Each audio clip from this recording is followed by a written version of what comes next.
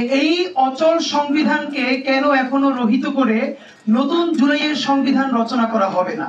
আমরা এই বর্তমান ফ্যাসিবাদী কাঠামোর সংবিধানকে লাল কার্ড দেখিয়েছিলাম। আমরা 1 মাস আগ পর্যন্ত 2 মাস আগ পর্যন্ত একটা কথা সবচেয়ে বেশি ছিল যে আগে সংস্কার না নির্বাচন। আমার নিজেরও মনে আছে, আমি অগণিত টকশোতে অংশগ্রহণ করেছি, ছাত্র জনতার পক্ষ থেকে বলেছি যে না, সংস্কার হতে হবে, আমরা কোনোদিন নির্বাচনের বিপক্ষে না, নির্বাচন ছাড়া তো দেশ চলতে পারবে না, কিন্তু সংস্কার ইজ আ মাস্ট। কিন্তু আপনি এখন খেয়াল করেন, এখন কিন্তু আমাদের যে ছাত্রদের যে দল আমরা বলছি, তারাও কিন্তু কোনো সংস্কারের কথা বলছে না, বরং যেটা বিতর্ক ছিল যে আগে সংস্কার না নির্বাচন, সেই বিতর্কটা এখন হয়ে গেছে আগে স্থানীয় নির্বাচন নাকি জাতীয় নির্বাচন। তো এই যে ফ্রেমিংটা, যেটা ছিল সংস্কার নাকি নির্বাচন, সেটা হয়ে গেল স্থানীয় নির্বাচন নাকি জাতীয় নির্বাচন। এর মাধ্যমে আমরা বুঝতে পারি যারাও সংস্কারকামী ছিল বাংলাদেশের রাজনৈতিক বাস্তবতায় কোনো না কোনো ভাবে তারা কম্প্রোমাইজ করেছে এবং তারা ধরে নিয়েছে যে নির্বাচন ছাড়া গত্যন্তর নয়, সংস্কার কিচ্ছু হবে না, এর চেয়ে সমঝোতা করে যদি গোটা 10-15-20টা আসন আমরা সিকিউর করতে পারি, ওটাই আমাদের ভালো। এই নিজের ভালো পাগলেও বোঝে, আর বাংলাদেশে যারা বড় নেতৃত্ব দিয়েছে তারা তো আরো ভালো বোঝে অবশ্যই। আপনাদেরকে আমি একটু মনে করিয়ে দেই যে ধরেন আমাদের এই আমরা বারবার বলছি যে, আমি শুধু এই ব্যাপারটাই বলি যে জাতীয় নির্বাচন হবে নাকি স্থানীয় নির্বাচন হবে। আমি যদি একটু বাজেভাবে বলি, ধরেন যদি কোনো সংস্কার নাই হয়, আমরা তো মোটামুটি বুঝতে পারছি, তাহলে কেন জাতীয় নির্বাচন আগে হবে না? সমস্যাটা কি? মানে আমরা তো এখন টেক ইট ফর গ্রান্টেড ধরে নিয়েছি, এবং এটা আমি আগে প্রোগ্রামে বলেছি, যদি বাংলাদেশের সবথেকে বড় দল হিসেবে বিএনপি এগিয়ে না আসে, বিএনপি মুভ না করে, তাহলে যতগুলো সংস্কার কমিশন হয়েছে, যতগুলো সুপারিশ হয়েছে, এই 20% বাস্তবায়ন করা সম্ভব না, হবে না।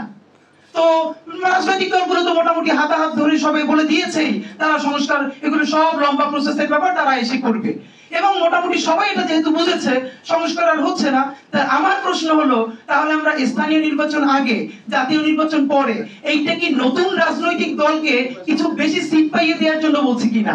যে আমাদের ভাইয়েরাও দল করেছে, সুতরাং ওরাও একটু প্রিপারেশন নিক, এলাকায় যাক, এর মধ্যে ওরাও একটু গুছাক, তারপর আরেকটু এটার জন্য হলে তো আমি বলবো না। সংস্কার যদি না হয়, তাহলে কাউকে তফসিল ঘোষণা করেন, পরের মাসে জাতীয় নির্বাচন দিয়ে দেন, বাইরে যারা করবে তাদের নিজেদের গায়ে গিয়ে দায় পড়ে।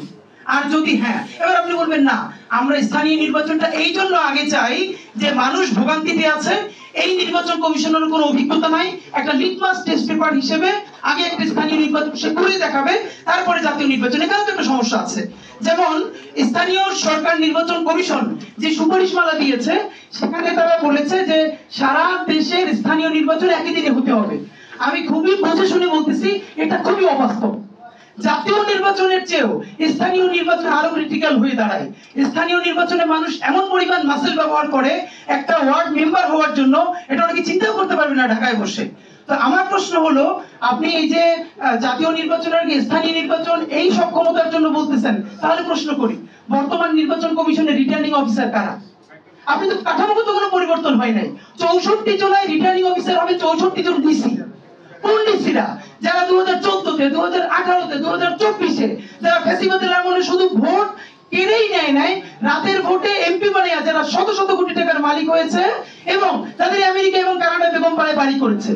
আপনি কয়জন ডিসিকে স্যাক করতে পেরেছেন? 22 জনকে ওএসডি করেছেন। যেই তাদেরকে ওএসডি করার কথা ছিল সরকার গঠনের 1 মাসের মধ্যে, আপনি তাদেরকে 6 মাস পরে এসে এখন ওএসডি করতেছেন, এখন তারা আপনার বিরুদ্ধে প্রতিদিন কু করে। তো আমার প্রশ্ন হলো, এর মানে আমি বলছি না, প্রশ্ন আমি এখন ধরেন একটা বড় যেটা মুশকিল, আপনি বলবেন স্থানীয় সরকার নির্বাচনটা আগে দেওয়া দরকার, এটা অবশ্যই। মানুষ প্রচন্ড, যেমন আপনি ভাবেন একটা চারিত্রিক সনদ বা একটা কোনো ওয়ারিশ সার্টিফিকেট নেওয়ার জন্য বিভাগীয় কমিশনারের কাছে যেতে হচ্ছে।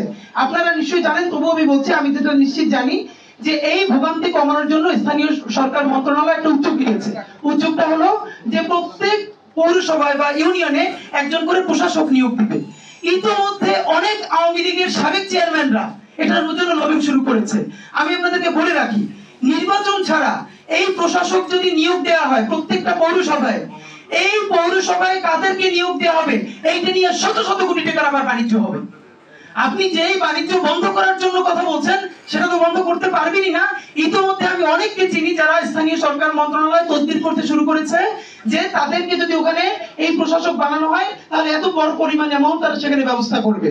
সুতরাং আমি আপনাদেরকে বলতে চাই, স্থানীয় সরকার করেন আর জাতীয় নির্বাচন করেন, ভাই ভোটার তো একজনই। সেই ভোটার যে 1000 টাকার জন্য ভোট বিক্রি করে দেয়, সেই ভোটার যে কোরআন শরীফের উপরে থেকে টাকা নেয় এবং মানে কি অদ্ভুত বাংলাদেশের চরিত্র দেখেন, আমি নিজে সাক্ষী।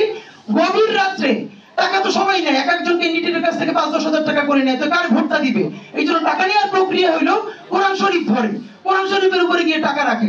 এর মানে কোরআন শরীফের উপর দিয়ে তুমি টাকা নিছো মানে এইবার তুমি নাফরমানি করবা না, মানে মদ খাবা কিন্তু সেটা বিসমিল্লাহ বইলা।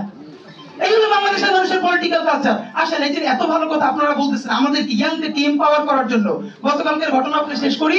এই যে নতুন দল হলো আমাদের ভাইদের, আমাদের বন্ধুদের, তাদের যে এই ছাত্র সংগঠন গণতান্ত্রিক ছাত্র সংসদ, তার ঢাকা বিশ্ববিদ্যালয়ের যুগ্ম আহ্বায়ককে আজকে সকালে দেখেছি স্যাক করা হয়েছে। কেন? তিনি এলাকায় ঢাকা বিশ্ববিদ্যালয়ে যে ওয়াইফাই এর ব্যবসা করে তাকে ধরে তিনি 50,000 টাকা চাঁদা চেয়েছেন।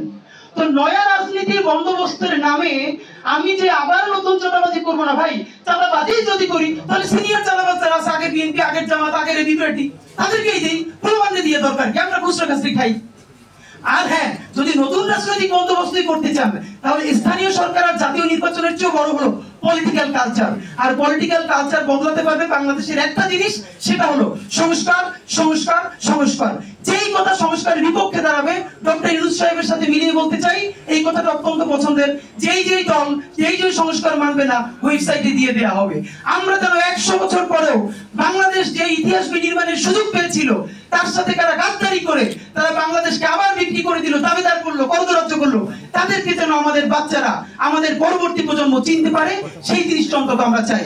বাংলাদেশ বাঁচুক, বাংলাদেশ জিন্দাবাদ, ইনকিলাব জিন্দাবাদ।